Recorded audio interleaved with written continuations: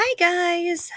We are going to read another amazing book today because in February we also celebrate World Kindness. And so I'm going to read a beautiful book for you today about being thoughtful and reaching out your hand to someone who might be new and who might feel strange because they're the new student at school. Just a good reminder. This book is called Each Kindness, and it's a good reminder of what it means and could mean to someone else if we just go out of our way just a little bit to just show an act of kindness to someone who's feeling very lonely. So this is called Each Kindness. It's by Jacqueline Woodson, illustrated by C.E.B. Lewis. And it is about a little girl who is a new student at a school and she does not know anyone. And some of you have been in that place at one time or another. That winter, snow fell on everything, turning the world a brilliant white. One morning, as we settled into our seats, the classroom door opened and the principal walked in. She had a girl with her, and she said to us, "This is Maya." Maya looked down at the floor, and I think I heard her whisper, "Hello." We all stared at her. Her coat was open, and the clothes beneath it looked old and ragged. Her shoes were spring shoes, not meant for the snow, and a strap on one of them had broken. Our teacher, Miss Albert, said, "Say good morning to our new student," but most of us were silent. The only empty seat was next to me, and that's where our teacher put Maya. And on that first day, Maya turned to me and smiled, but I didn't smile back. I moved my chair, myself, and my books a little farther away from her. When she looked my way, I turned to the window and I stared at the snow. And every day after that, when Maya came into the classroom, I looked away and didn't smile back.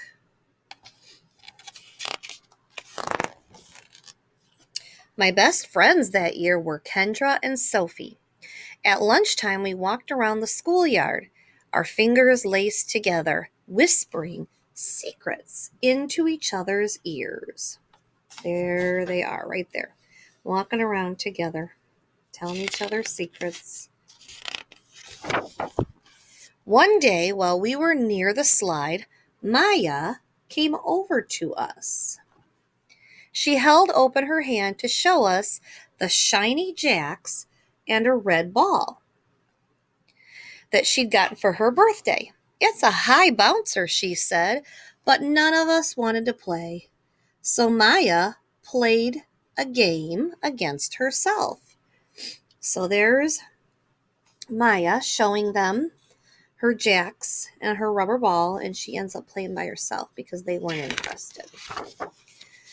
That afternoon, when we got back into the classroom, Maya whispered to me, "Bet you can't guess who the new Jacks champion of the world is." Behind me, Andrew whispered, "Chloe's got a new friend. Chloe's got a new friend." So this is Maya, and this is the little girl telling the story, and that's the little boy whispering behind her. "She's not my friend," I whispered back. The weeks passed, and every day we whispered about Maya, laughing at her clothes, her shoes, the strange food that she brought for her lunch. Some days, Maya held out her hand to show us what she had brought to school: a deck of cards, pickup sticks, and a small tattered doll. Whenever she asked us to play, we said no. The days grew warmer and warmer, and the pond thawed, and grass began growing where snow had been. One day, Maya came to school wearing a pretty dress and fancy shoes. But the shoes and the dress looked like they belonged to another girl before Maya.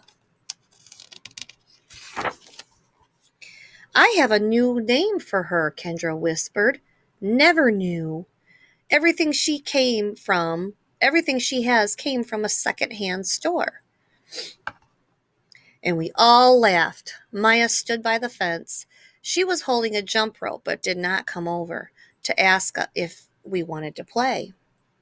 After a while, she folded it double, rolled the ends around each hand, and started jumping. She jumped around the whole schoolyard without stopping, and she didn't look up once. She just jumped and jumped and jumped. So she's very happy to just kind of be on her own, but I think she would like some friends. The next day, Maya's seat was empty. In class that morning, we were talking about kindness. Mrs. Albert had brought a big bowl into the class and she filled it with water. We all gathered around her desk and watched her drop a small stone into it. Tiny waves rippled out away from the stone.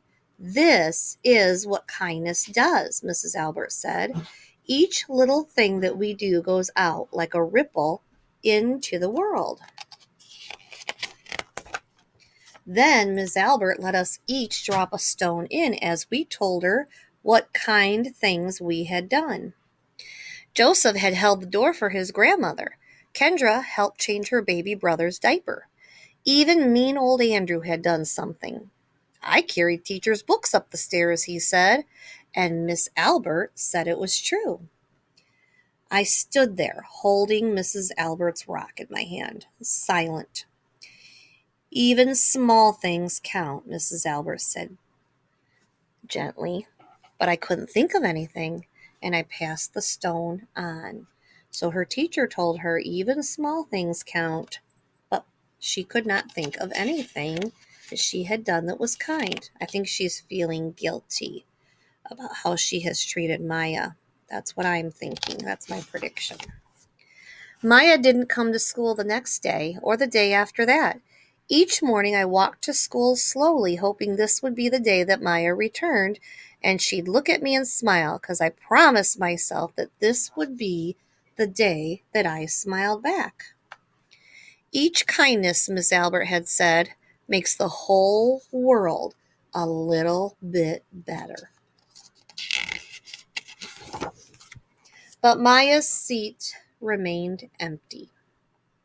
And one day, Ms. Albert announced to the class that Maya wouldn't be coming back. Her family had to move away, Miss Albert said, and then she told us to take out our notebooks because it was time for spelling. So she moved away and never came back, and so the little girl telling the story never got the chance to be kind to her. That afternoon, I walked home alone. When I reached the pond, my throat filled with all the things that I wished I would have said to Maya, each kindness that I had never shown. I threw small stones into it over and over, watching the way the water rippled out and away, like each kindness, done and not done, like every girl somewhere holding a small gift out to someone and that someone turning away from it. I watched the water ripple as the sun set through the maples. The chance of a kindness with Maya became more and more forever gone. And that's the end. So see, this little girl is feeling very, very bad that she was not more kind to Maya. She had lots and lots and lots of chances to be kind to her because Maya smiled at her every day, but she was not nice and just would ignore her. And when the day finally came that she thought, I would like to be nice to her and reach back out to her, then Maya moved away and she never had a chance to ever be kind to her. So there's a good lesson in that story called Each Kindness, about what we can do to just show a little random act of kindness to someone and make a difference in their world, especially our new students that come into our school and they don't know anybody yet. So just remember that every time there's a new student or anytime you get a chance to be kind. Okay, I hope you enjoyed the story. I'll see you again for the next one. Bye-bye. Be kind. Do one random act of kindness today, even if it's holding the door for someone or picking something up that they dropped. Let's end with that.